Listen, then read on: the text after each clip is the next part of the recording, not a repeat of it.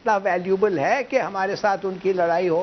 مگر as a matter of principle میرے خیال میں جب باتیں کرتے ہیں ہم تو سچ کہنا چاہیے, اس لیے کہ ہمارا بہت برا ریپیوٹیشن ہو گیا ہے پوری دنیا میں کہ ہم جھوٹے ہیں. سری نگر سے شارجہ تک اور اکتوبر 23 کے بعد سے ایسی کافی کمرشل فلائٹس جو ہیں وہ پاکستانی حدود سے, فضائی حدود سے گزر چکی ہیں.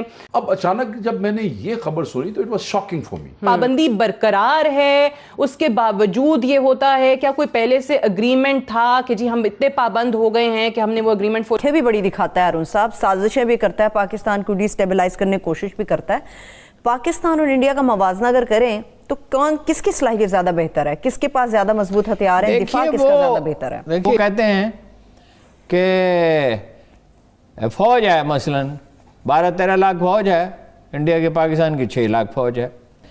وہ ایک میٹنگ کا حوالہ دیا ہے جس میں اس نے کہا کہ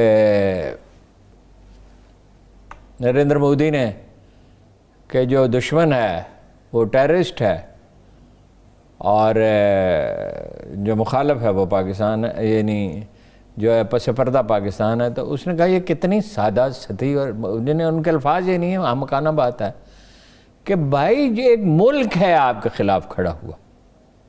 جب بہت زیادہ یہ کہا جاتا تھا کہ بھارت کے ساتھ آپ نے کن کنڈیشنز پر جو ہے وہ اپنے تعلقات بڑھانے ہیں یا رکھنے ہیں, ان کو طے ہونا چاہیے, تو عمران خان صاحب کے ماضی کے بہت سارے ایسے بیانات موجود ہیں. لیکن ابھی یہ جو ایک چیز سامنے آئی ہے کہ بھارت سے, سری نگر سے شارجہ جو مقبوضہ کشمیر ہے وہاں اس کے کیپٹل سے لے کر شارجہ تک کی فلائٹ جو ہیں وہ بھارت نے شروع کی ہیں. ان کی یہ جو ایئر لائن ہے ان کی طرف سے شروع کی گئی ہیں, کمرشل فلائٹس ہیں. اس کے حوالے سے پہلے آپ کو بتا دیں کہ ایک ایسی ایفرٹ ماضی میں بھی ہوئی تھی.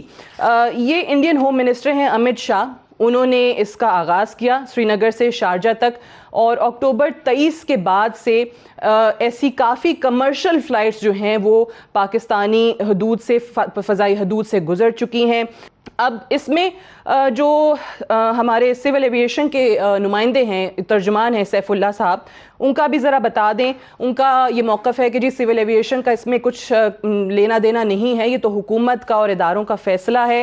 بہرحال لیکن یہ کس کی ذمہ داری ہے, یہ کس نے فیصلہ کیا ہے, اس حوالے سے کوئی کچھ بتانے کو تیار نہیں ہے. ہم فارن منسٹری سے رابطہ کر لیں, حکومتی نمائندوں سے سب سے بات کرنے کی ہم نے کوشش کر لی, کوئی اس بارے میں کچھ نہیں جانتا.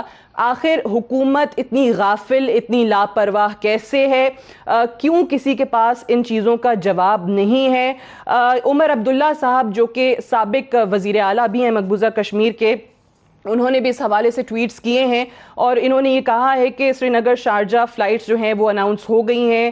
کیا پاکستان کا چینج آف ہارٹ ہوا ہے کہ یہ فلائٹس جو ہیں ان کو اجازت دی ہے اپنی ایئر سپیس استعمال کرنے کی؟ اور اگر ایسا ہے تو اس کا حال ماضی میں سری نگر سے دبئی تک کی جو فلائٹ شروع کی گئی تھی کہیں ویسا حال تو نہیں ہوگا؟ 2009 میں ایئر انڈیا ایکسپریس نے ایسی فلائٹ شروع کی تھیں جو کہ ونس اے ویک فلائٹ تھی سری نگر ایئرپورٹ سے دبئی ایئرپورٹ کے لیے, لیکن بعد میں وہ ختم ہو گئی تھیں. گو فرسٹ یہ ایئر لائن ہے جس کا پرانا نام گو ایئر بھی ہوتا تھا. بات آج ہم یہ کریں گے کہ کنفیوژن کیوں ہے حکومتی رینکس میں, اتنا زیادہ غفلت کیوں ہے, ان چیزوں سے آگاہی کیوں نہیں ہے, اور اگر عوام کو بتایا نہیں جا رہا تو اس کا ذمہ دار کون ہے؟ اگر فارملی ایسا کوئی اگریمنٹ ہے یا ان کو اجازت دی گئی ہے تو کیوں سامنے نہیں لایا جا رہا؟ پہلے اگر شیخ وقاص اکرم صاحب, آپ کو جب یہ خبر پتہ چلی تو سب سے پہلی سوچ کیا تھی؟ کیونکہ سول ایویشن بھی کہہ رہا ہے کہ جی حکومت کا فیصلہ ہے, لیکن حکومتیں آپ کسی بھی عہدیدار سے بات کرنے کی کوشش کریں, ایویشن منسٹر کو کچھ نہیں پتا ہے, فارن منسٹری کو کچھ نہیں پتا ہے, تو پھر یہ پتا کس کو ہے؟ دیکھیں مجھے تو بڑا نہایت ہی غصہ آیا, میں آپ کو سیدھی بات کراؤں, مجھے بڑی تکلیف محسوس ہوئی, اس لیے کہ مجھے یاد ہے کہ اس کی وجہ کیا بنی. جس وقت سن 2019 میں یہ فلائٹ سسپینڈ کی گئی تھی تو اس کی وجہ کیا تھی؟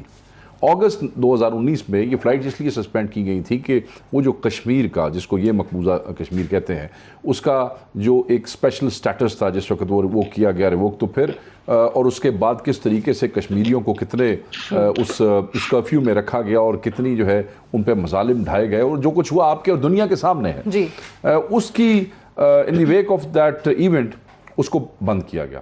اچانک اگست میں بند کیا گیا 2019 میں. سپٹمبر 2019 میں انڈیا کے جو پریزیڈنٹ تھے گووند رام ناتھ جو ہے, انہوں نے ٹریول کرنا تھا، انہوں نے جب طیارہ گزارنے کی اجازت مانگی تو وہ رد کی گئی تھی کہ نہیں ہم یہ بالکل نہیں ہونے دیں گے. ہم یہی سمجھتے رہے اور بڑے خوش تھے، دکھی تو تھے کہ کشمیریوں کے ساتھ کیا ہو رہا ہے، مگر خوش اس لیے تھے کہ پاکستانی حکومت نے کم از کم کسی غیرت کا مظاہرہ کیا ہے. اگر وہ ہمارے بہن بھائیوں کے ساتھ یہ کر رہے ہیں تو ہمیں ان کی اپیزمنٹ کی کیا ضرورت ہے. تو وہ بند ہو گیا، تعلق ختم ہوا. ابھی میں ایک مہینہ پہلے بھی نہیں، ابھی چند دن پہلے میں نے وزیر اعظم کا ایک بیان پڑھا جس میں انہوں نے کہا یہ بھارت سے بات کرنے کا ٹائم نہیں ہے. This is no time to talk to India. اور صرف یہ کہا جاتا تھا کہ وہ اپنا نام واپس لیں پھر بات ہوگی. واپس لیں. اب اچانک جب میں نے یہ خبر سنی تو it was shocking for me. اور پھر جب میں نے تھوڑا سا اس پر ریسرچ کیا جو آپ بھی آلریڈی اپنے ویور سے شیئر. اچھا اگر شیخ صاحب اجازت دیں میں ایک اور چیز دکھانا جو ہم انٹرو میں بھول گئے وہ بھی دکھا دیجیے گا پروڈیوسر صاحب. انڈیا ون جو جہاز جس میں کل دہلی سے روم یہ جہاز گیا ہے یہ بھی دکھا دیجیے پلیز. اور اس میں بھارتی وزیر اعظم نریندر مودی جو ہیں انہوں نے سفر کیا ہے.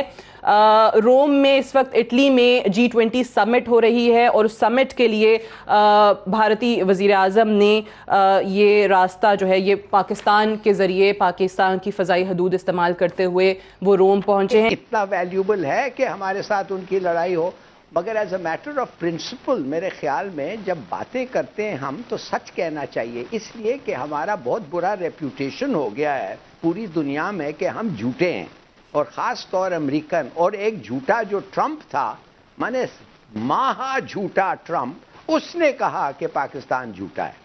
تو بہتر یہ ہوگا کہ ایک ٹھیک کلیریفیکیشن آئے، اور میرے خیال میں کلیریفیکیشن یہ ہونا تھا کہ وہ ہمیں کہتے ہیں کہ وہ اوور فلائٹس کریں گے اینڈ اٹ از کنٹینیوئنگ جو پہلے